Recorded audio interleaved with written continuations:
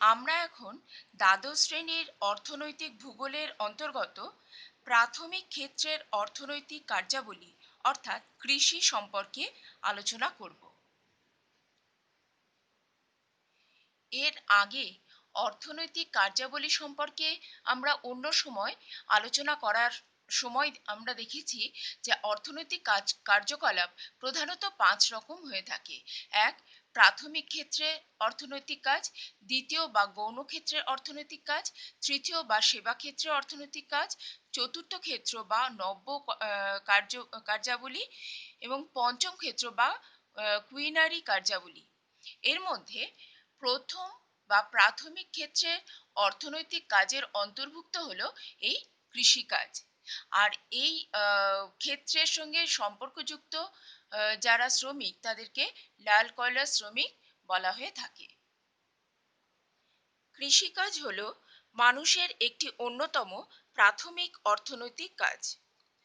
কৃষি শব্দটি সংস্কৃত কৃষ, যার অর্থ কর্ষণ করা, অর্থাৎ এই কৃষ ধাতু থেকে এসেছে। অন্যদিকে ল্যাটিন শব্দ এগার বা এজার, যার অর্থ হলো ক্ষেত্র বা ফিল্ড, থেকে এই এগ্রিকালচার শব্দটির উদ্ভব হয়েছে। অধ্যাপক জিমারম্যান বলেছেন, জমিতে স্থায়ীভাবে বসবাস করে মানুষ যখন উদ্ভিদ ও প্রাণী জগতের স্বাভাবিক জন্ম ও বৃদ্ধিকে কাজে লাগিয়ে নিজের প্রয়োজন মেটানোর জন্য উদ্ভিজ্জ ও প্রাণীজ দ্রব্যাদি উৎপাদন করে, তখন সেই উৎপাদন প্রক্রিয়াকে কৃষিকাজ বলে। কৃষিকাজ বলতে শুধু শস্য উৎপাদনকেই বোঝায় না, সেই সঙ্গে পশুপালন, বন সৃজন, মৎস্য চাষ, পশম উৎপাদন প্রভৃতিও কৃষিকাজের অন্তর্ভুক্ত। এখন আমরা দেখব কৃষিকাজের ওপর পরিবেশের প্রভাবগুলি কি কি, অর্থাৎ কি কি প্রভাবের দ্বারা কৃষিকাজ প্রভাবিত হয়ে থাকে। কৃষিকাজের মূল উপকরণ উর্বর জমি হলেও কতগুলি ভৌগোলিক উপাদান বা পরিবেশ বিভিন্ন কৃষি প্রণালী বা জমির কৃষি যোগ্যতাকে প্রভাবিত করে থাকে। এখানে আমরা এই কৃষির ওপর পরিবেশের প্রভাবকে দুটো ভাগে ভাগ করে দেখছি। এক, প্রাকৃতিক পরিবেশের প্রভাব, যার মধ্যে হচ্ছে ভূপ্রকৃতি, মৃত্তিকা, তাপমাত্রা, অধঃক্ষেপণ, বায়ুপ্রবাহ, জীবজন্তু ইত্যাদি। এবং দ্বিতীয়ত হচ্ছে অর্থনৈতিক পরিবেশের প্রভাব, যার মধ্যে শ্রমিক ও কৃষি যন্ত্রপাতি, জলসেচ ও সার এবং চাহিদা ইত্যাদি বিষয়গুলোকে সম্পর্কে আমরা দেখব। তাহলে প্রথম আমরা আলোচনা করি প্রাকৃতিক পরিবেশের প্রভাব সম্পর্কে। প্রথমত, ভূপ্রকৃতি। ভূপ্রকৃতির তারতম্যের জন্য কৃষিকাজের ধরন পরিবর্তিত হয়। যেমন পার্বত্য অঞ্চলের ঢালু জমিতে চাষবাস করা খুব একটা সহজ নয়, তবুও এখানে ধাপ কেটে চা, কফি ইত্যাদি এবং বর্তমানে কিছু কিছু ক্ষেত্রেও আবার ধান চাষ করা হচ্ছে। অন্যদিকে সমভূমির উর্বর পলিমাটি কৃষিকাজের পক্ষে বিশেষ উপযোগী, তাই এখানে প্রচুর মাত্রায় চাষবাস করা হয়ে থাকে। দ্বিতীয়ত হলো মৃত্তিকা। মাটির উর্বরতা শক্তির ওপর ফসল উৎপাদন নির্ভর করে। মাটির নানা রকম বৈশিষ্ট্যের ওপর ফসলের প্রকৃতি নির্ধারিত হয়ে থাকে। যেমন কৃষ্ণ মৃত্তিকায় তুলা চাষ হয়, লৌহ মিশ্রিত মাটিতে চা, কফি ইত্যাদি ভালোভাবে চাষ করা যায়। এরপর আমরা দেখব তাপমাত্রা। গাছপালার স্বাভাবিক বৃদ্ধির জন্য কমপক্ষে 6 ডিগ্রি সেন্টিগ্রেড উষ্ণতা প্রয়োজন হয়। এছাড়াও সব শস্য একই উষ্ণতায় জন্মায় না, তাই বিভিন্ন ফসলের জন্য বিভিন্ন রকম তাপমাত্রা প্রয়োজন হয়। যেমন গম চাষের জন্য বার্ষিক 14 ডিগ্রি সেন্টিগ্রেড থেকে 16 ডিগ্রি সেন্টিগ্রেড তাপমাত্রা, অথবা চা চাষের জন্য 27 ডিগ্রি সেন্টিগ্রেড তাপমাত্রা দরকার হয়ে থাকে। এরপর আমরা দেখব অধঃক্ষেপণ।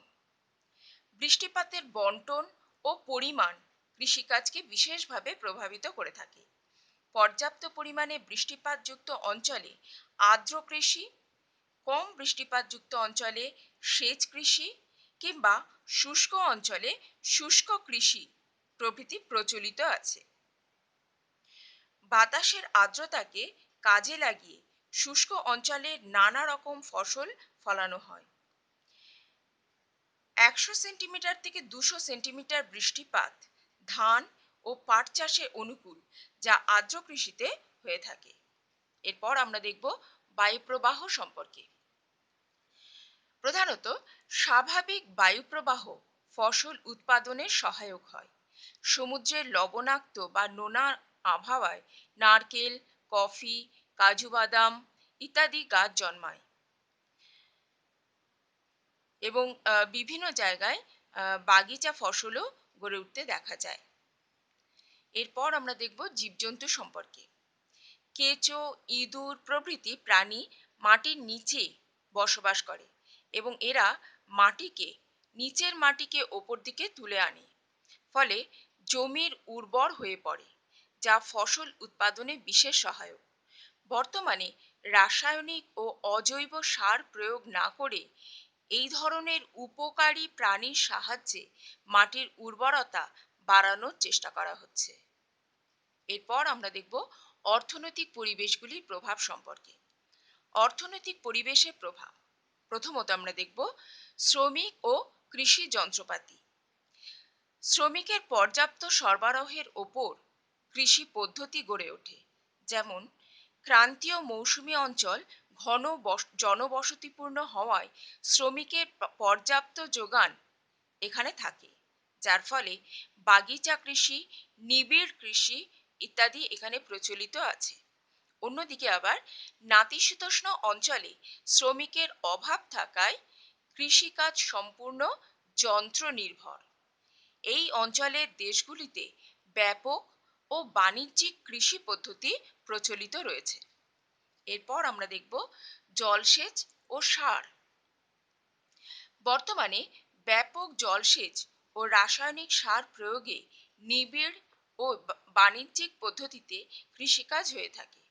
প্রধানত খাদ্যশস্যের চাহিদা মেটাতে উচ্চ ফলনশীল বীজ ব্যবহার করে নিবিড় প্রথায় ধান, গম ও অন্যান্য খাদ্যশস্য উৎপাদন করা হয়।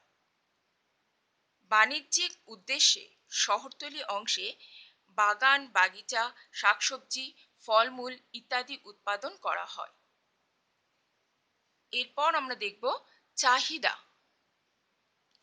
মানুষের চাহিদার উপর কৃষিজ ফসল উৎপাদনের ধারা নির্ভর করে।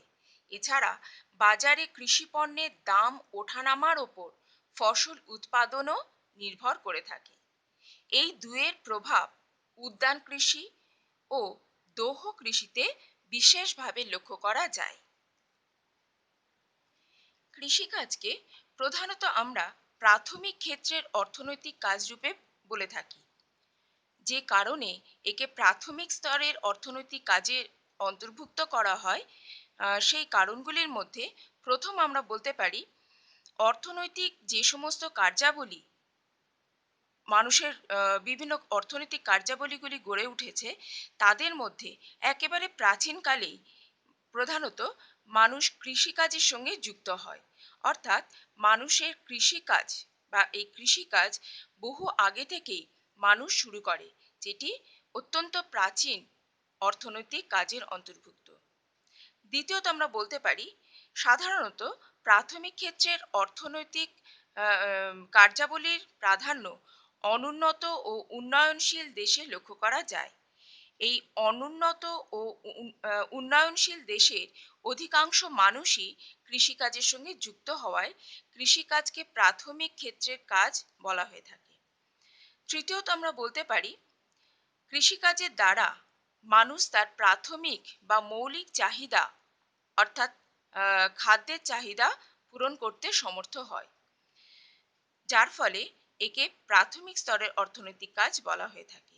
এবং চতুর্থত আমরা বলতে পারি, কৃষিজাত দ্রব্য অনেক সময় অর্থনৈতিক অন্যান্য ক্ষেত্রে, বিশেষত মাধ্যমিক বা দ্বিতীয় স্তরের অর্থনৈতিক কাজ ও সেবামূলক বা তৃতীয় স্তরের অর্থনৈতিক কাজের ক্ষেত্রে কাঁচামাল হিসাবে ব্যবহৃত হয়ে থাকে। তাহলে উপরিউক্ত এই কারণগুলির জন্যই আহ, কৃষিকাজকে আমরা প্রথম স্তরের অর্থনৈতিক কাজের অন্তর্ভুক্ত করে থাকি এবং সবশেষে আমরা বলতে পারি যে এই কৃষিকাজের দ্বারা মানুষ সরাসরি প্রকৃতির সঙ্গে সম্পর্কযুক্ত থাকে। এখন আমরা কৃষিকাজের গুরুত্ব সম্পর্কে আলোচনা করব। অর্থনৈতিক গুরুত্বের বিচারে কৃষিকাজের ভূমিকা যথেষ্ট উল্লেখযোগ্য। প্রধানত কৃষিকাজের অর্থনৈতিক গুরুত্ব সম্পর্কে এখানে আমরা দেখছি বিভিন্ন গুরুত্বগুলির কথা। প্রথম হলো খাদ্যের যোগান। মানুষের খাদ্যের চাহিদা পূরণ করার ক্ষেত্রে কৃষিকাজের গুরুত্ব অপরিসীম। বিভিন্ন প্রকার যেমন ধান, গম, পানীয় শস্য হিসাবে আমরা চা, কফি ইত্যাদি পেয়ে থাকি। দ্বিতীয়ত হচ্ছে কাঁচামালের যোগান। কৃষিক্ষেত্র থেকে উৎপাদিত দ্রব্য যেমন পাট, তারপরে আখ ইত্যাদি কাঁচামাল হিসাবে শিল্পক্ষেত্রে ব্যবহৃত হয়ে থাকে, যার ফলে পাট শিল্প, আহ, চিনি শিল্প, এছাড়াও আমরা অন্যান্য ক্ষেত্রে দেখি যেমন ফল প্রক্রিয়াকরণ শিল্প, বস্ত্র শিল্প, চা শিল্প প্রভৃতি সমস্তই কাঁচামাল হলো কৃষি ভিত্তিক কাঁচামাল। তৃতীয়ত হচ্ছে জীবিকা অর্জনের উৎস। অনুন্নত ও উন্নয়নশীল দেশের অধিকাংশ মানুষ কৃষিক্ষেত্রে নিযুক্ত থাকে। পৃথিবীর বহু মানুষের জীবিকা অর্জনের উৎসই হলো এই কৃষিক্ষেত্র। এরপরে আমরা দেখি বৈদেশিক মুদ্রা অর্জন। কোনো দেশের কৃষিক্ষেত্র থেকে উৎপাদিত দ্রব্য বিদেশে রপ্তানি করে প্রচুর বৈদেশিক মুদ্রা অর্জন করা যেতে পারে, যার ফলে ওই দেশের অর্থনৈতিক বুনিয়াদ বা অর্থনৈতিক মেরুদণ্ড আরো দৃঢ় হয়ে ওঠে। এরপর আমরা দেখব জাতীয় আয়ের অবদান। অনুন্নত ও উন্নয়নশীল দেশগুলির জাতীয় আয়ে কৃষিক্ষেত্রের অবদান যথেষ্ট গুরুত্বপূর্ণ। ভারতের জাতীয় আয়ের অবদানের অধিকাংশই বা বেশিরভাগটাই কৃষিক্ষেত্র থেকে আসে। এরপর আমরা দেখব গবেষণার সুযোগ। কৃষিকাজে বিভিন্ন আধুনিক পদ্ধতি সম্পর্কে গবেষণার জন্য বহু কৃষি গবেষণাগার ও কৃষি বিশ্ববিদ্যালয় গড়ে উঠেছে। কৃষি সংক্রান্ত গবেষণা থেকে প্রাপ্ত ফলাফল কৃষিক্ষেত্রের বিভিন্ন সমস্যা দূর করতে সাহায্য করে থাকে। এরপর আমরা দেখব পশু খাদ্যের উৎস। অনেক সময় কৃষি জমিতে পশু খাদ্য উৎপাদন করা হয়, যা আধুনিক উপায়ে পশুপালনের ক্ষেত্রে যথেষ্ট সাহায্য করে থাকে। যেমন আলফা আলফা, হে, জব, ভুট্টা প্রভৃতি চাষের মাধ্যমে পশু খাদ্যের যোগান দেওয়া হয়ে থাকে।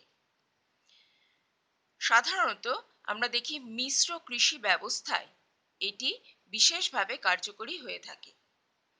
বিশেষ করে উন্নত দেশগুলিতে যেখানে প্রচুর পরিমাণে জমি রয়েছে, সেখানে এই পদ্ধতি ব্যবহার করা হয়ে থাকে। এরপর আমরা দেখব সহকারী শিল্পের বিকাশ। কৃষিকাজের উন্নয়নের সঙ্গে কৃষিক্ষেত্রের জন্য প্রয়োজনীয় উৎপাদন যেমন কীটনাশক, রাসায়নিক সার, যন্ত্রপাতি, ট্রাক্টর প্রভৃতি উৎপাদনকারী সংস্থাগুলির প্রসার ঘটে এবং বহু মানুষের কর্মসংস্থান হয়ে থাকে। এছাড়াও অন্যান্য আরও ক্ষেত্রে কৃষির গুরুত্ব রয়েছে। তাহলে আমরা এখানে কৃষির বিভিন্ন গুরুত্বগুলি সম্পর্কে আলোচনা করলাম। এখন আমরা বিভিন্ন প্রকার কৃষি পদ্ধতি সম্পর্কে দেখব।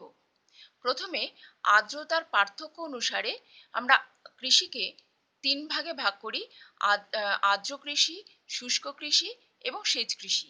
এইগুলি সম্পর্কে আগে আমরা আলোচনা করব। প্রধানত প্রথমে আমরা আর্দ্র কৃষি সম্পর্কে দেখি। জলসেচের সাহায্য ছাড়া নিয়মিত ও পর্যাপ্ত পরিমাণে বৃষ্টিপাত যেখানে হয়, সেখানে যে প্রকার কৃষিকাজ সংগঠিত হয় তা হলো আর্দ্র কৃষি। প্রধানত আমেরিকা ও ব্রাজিলে এই আর্দ্র কৃষি প্রচলন আছে। এছাড়াও দক্ষিণ পূর্ব এশিয়ার মৌসুমী বৃষ্টিপাত যুক্ত অঞ্চলে আর্দ্র কৃষি পদ্ধতিতে চাষবাস করা হয়। দ্বিতীয়ত আমরা দেখব শুষ্ক কৃষি। যেসব অঞ্চলে বার্ষিক বৃষ্টিপাতের পরিমাণ খুব কম, অর্থাৎ সাধারণত 50 সেন্টিমিটারের নিচে, এবং জলসেচের সুবিধা এখানে থাকে না, সেই সব অঞ্চলে খরা সহ্যকারী শস্যের চাষকেই শুষ্ক কৃষি বলা হয়। যেমন জোয়ার, বাজরা, ভুট্টা, শালগম প্রভৃতি দানাশস্য এই কৃষির প্রধান ফসল। উত্তর পশ্চিম ভারতে যেমন রাজস্থান, পাঞ্জাব, গুজরাট প্রভৃতি রাজ্যে এই কৃষি পদ্ধতি প্রচলিত আছে। এরপর আমরা দেখব সেচ কৃষি। শস্যের জন্য প্রয়োজনীয় বৃষ্টিপাতের পরিমাণ কম হলে অথবা বৃষ্টিপাত অনিশ্চিত হলে কেবল জলসেচের ওপর নির্ভর করে ফসল ফলানো হয়ে থাকে। এই পদ্ধতিকে বলা হচ্ছে সেচ কৃষি। সাধারণত নিম্ন নীলনদ অববাহিকায় ধান, ইক্ষু, ভুট্টা, তুলা প্রভৃতি এই পদ্ধতিতে চাষ করা হয়ে থাকে। ভারতে আউশ ও বোরো ধান এবং রবি শস্যের চাষ এই সেচের জলের সাহায্যে করা হয়ে থাকে। এরপর আমরা দেখব কৃষি জমির পরিমাণ ও জনসংখ্যার পার্থক্য অনুসারে কৃষিকে প্রধানত দুটি ভাগে ভাগ করা হয়। এক, নিবিড় বা প্রগাঢ় কৃষি, এবং দুই, ব্যাপক কৃষি। প্রথমে আমরা দেখব নিবিড় কৃষি। জমির ওপর জনসংখ্যার চাপ বেশি থাকায় খাদ্যের চাহিদা মেটাতে যতটা সম্ভব বেশি শ্রম ও পুঁজি বিনিয়োগ করে কম পরিমাণ জমি থেকে যে পদ্ধতিতে সবচেয়ে বেশি পরিমাণ ফসল উৎপাদন করা হয় তাকে নিবিড় কৃষি বলে। দক্ষিণ ও দক্ষিণ পূর্ব এশিয়ার জনবহুল নদীগঠিত সমভূমিগুলিতে ধান চাষ কিংবা উত্তর পশ্চিম ইউরোপে গম, শালগম, বার্লি প্রভৃতি ফসল উৎপাদন এবং খাদ্যশস্য উৎপাদন এই প্রক্রিয়ায় হয়ে থাকে। দ্বিতীয়ত হলো ব্যাপক কৃষি।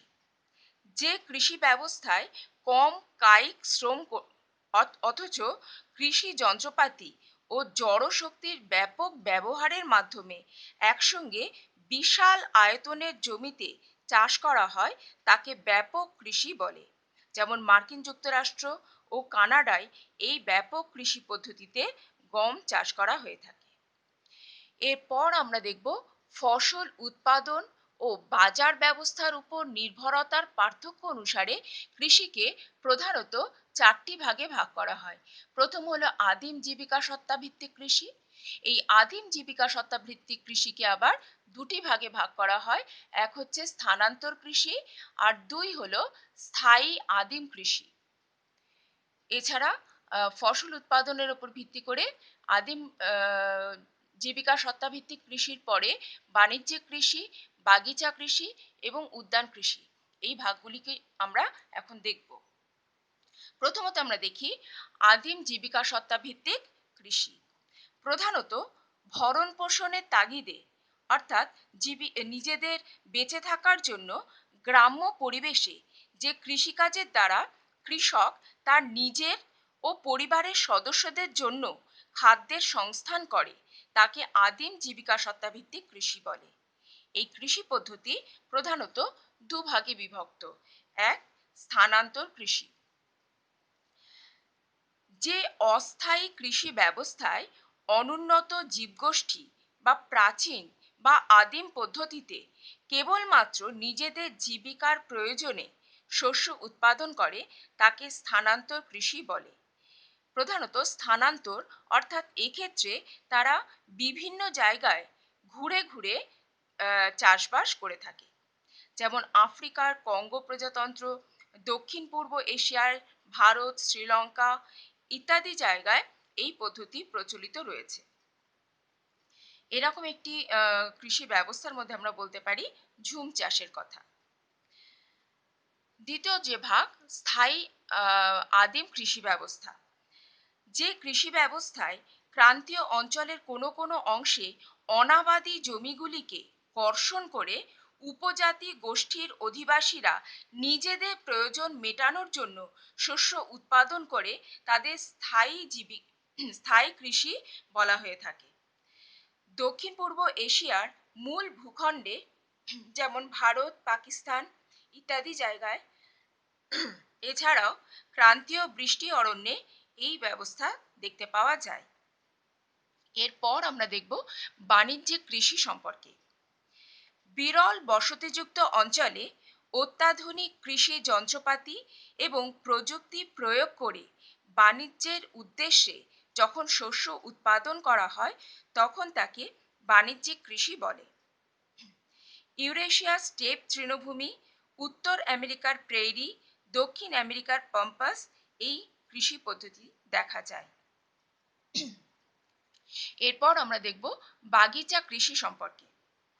ক্রান্তীয় ও উপক্রান্তীয় জলবায়ু অঞ্চলে প্রচুর মূলধন, স্থানীয় শ্রমিক, উন্নত যোগাযোগ ব্যবস্থা, উন্নত পরিকাঠামো, সুদক্ষ ব্যবস্থার সাহায্যে আন্তর্জাতিক বাণিজ্যের উদ্দেশ্যে যে রপ্তানি নির্ভর কৃষি প্রণালী গড়ে উঠেছে তাকে বাগিচা কৃষি বলা হয়।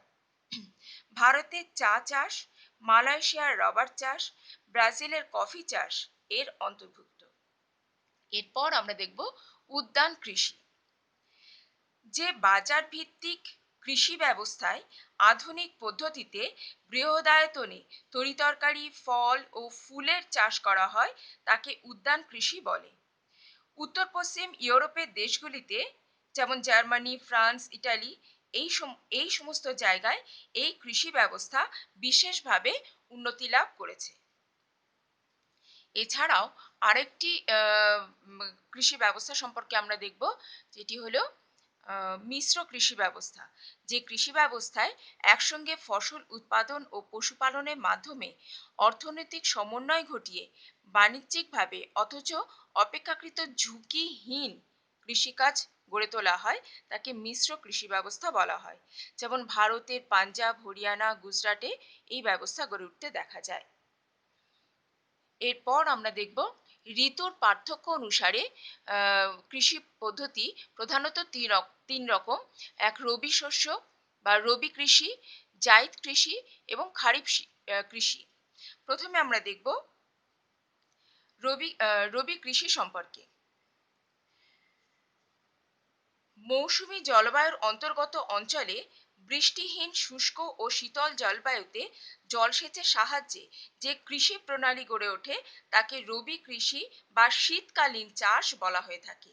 এখানে গম, বোরো ধান, ছোলা, আলু প্রভৃতি চাষ করা হয়ে থাকে। দ্বিতীয়ত আমরা দেখব জাইদ কৃষি, অর্থাৎ জাইদ কৃষি যেটি গ্রীষ্মকালীন কৃষি ব্যবস্থা। গ্রীষ্মকালে যে ফসলের চাষ করা হয় তাই হলো জাইদ ফসল। এই ফসলে জল অনেক কম লাগে এবং সেচে খুব একটা প্রয়োজন হয় না। প্রধানত এখানে আউশ ধান, বাদাম, পাট, শাকসবজি ইত্যাদি চাষ করা হয়ে থাকে। এরপরে আমরা দেখব খারিফ কৃষি। মৌসুমী জলবায়ু অঞ্চলে বর্ষাকালে দক্ষিণ পূর্ব মৌসুমী বায়ুর বৃষ্টিপাতের উপর নির্ভর করে যে কৃষি প্রণালী গড়ে ওঠে তাকে খারিফ কৃষি বা বর্ষাকালীন কৃষি বলা হয়ে থাকে। যেমন আমন ধান, পাট, আখ, তুলা প্রভৃতি এই সময় চাষ করা হয়ে থাকে। এবার আমরা অঞ্চলভিত্তিক বিশেষীকরণের পার্থক্য অনুসারে কৃষি ব্যবস্থাকে মৌসুমী কৃষি, ভূমধ্যসাগরীয় কৃষি এবং মিশ্র কৃষি সম্পর্কে আলোচনা করব। প্রথম মৌসুমী কৃষি। মৌসুমী জলবায়ুর প্রভাবিত দেশগুলিতে যে জীবিকা সত্তা ভিত্তিক শ্রম প্রগাঢ় বা নিবিড় জলবায়ু নির্ভর কৃষি ব্যবস্থা দীর্ঘকাল ধরে প্রচলিত হয়ে আসছে তাকে মৌসুমী কৃষি বলা হয়ে থাকে। প্রধানত সমগ্র পৃথিবীর অধিকাংশ জায়গায় এই পদ্ধতিতে চাষবাস করা হয়ে থাকে। বিশেষ করে ভারত, বাংলাদেশ, মায়ানমার ইত্যাদি দেশে এই পদ্ধতি বিশেষ কার্যকরী। এরপর হলো ভূমধ্যসাগরীয় কৃষি। ভূমধ্যসাগরীয় জলবায়ু অঞ্চলের দেশগুলিতে যে বৈচিত্র্যময় কৃষি ব্যবস্থা গড়ে উঠেছে তাকে ভূমধ্যসাগরীয় কৃষি বলা হয়। যেমন পশ্চিম ও মধ্য ইউরোপের দেশগুলিতে, মধ্য চীন, উত্তর পশ্চিম ও দক্ষিণ আফ্রিকায় এই পদ্ধতিতে চাষ করা হয়ে থাকে। এছাড়াও আমরা মিশ্র কৃষি ব্যবস্থা, যেটা একটু আগেই আমরা আলোচনা করলাম, সেটিকেও এই অন্তর্ভুক্ত করে থাকি। এরপর আমরা দেখব ফসল উৎপাদনের পদ্ধতির মাত্রা অনুসারে একে এক ফসলি, দু ফসলি এবং বহু ফসলি এই ভাগে ভাগ করা হয়। প্রথম হলো এক ফসলি, যে কৃষি ব্যবস্থায় একটি জমিতে বছরে কেবলমাত্র একটি বার ফসল চাষ করা হয়ে থাকে, তাকে এক ফসলি কৃষি ব্যবস্থা বলা হয়। দ্বিতীয়ত হলো দো ফসলি কৃষি ব্যবস্থা, যে কৃষি ব্যবস্থার মাধ্যমে সামান্য জলসেচের সুবিধাযুক্ত স্থানে বছরে দুবার ফসল ফলানো হয়, তাকে দো ফসলি কৃষি বলে। যেমন আসাম, পশ্চিমবঙ্গ, বিহার, উড়িষ্যা ইত্যাদি জায়গায় এই পদ্ধতি প্রচলিত রয়েছে। এরপরে হচ্ছে বহু ফসলি, অর্থাৎ যে কৃষি ব্যবস্থায় একই জমিতে বছরে দুটির বেশি ফসল উৎপাদন করা হয়, তাকে বহু ফসলি কৃষি বলে। যেমন মৌসুমী জলবায়ু অঞ্চলের অন্তর্গত দেশগুলিতে এই পদ্ধতি কার্যকরী হয়েছে। এছাড়াও এর অন্তর্ভুক্ত আমরা আরো দুটো দেখি, একটা হচ্ছে আন্তঃকৃষি বা ইন্টারক্রপিং, আর একটা হচ্ছে শস্যাবর্তন। এই দুটো পদ্ধতি। এরপরে আমরা দেখব কৃষি জমির মালিকানার পার্থক্য অনুসারে একে আমরা তিনটে ভাগে ভাগ করি। এক হচ্ছে রাষ্ট্রীয় খামার ব্যবস্থা, যৌথ খামার ব্যবস্থা এবং সমবায় ভিত্তিক খামার ব্যবস্থা। এছাড়াও সামাজিক গঠনের পার্থক্য অনুসারে আমরা একে তিনটে ভাগে ভাগ করতে পারি, যেমন ধনতান্ত্রিক কৃষি ব্যবস্থা, সামন্ততান্ত্রিক কৃষি ব্যবস্থা এবং সমাজতান্ত্রিক কৃষি ব্যবস্থা। কৃষি সম্পর্কে এই অংশটুকুই আমরা আজকে পড়লাম। পরের অংশগুলি পরের অংশে বা পরের ক্লাসে আমরা আলোচনা করব।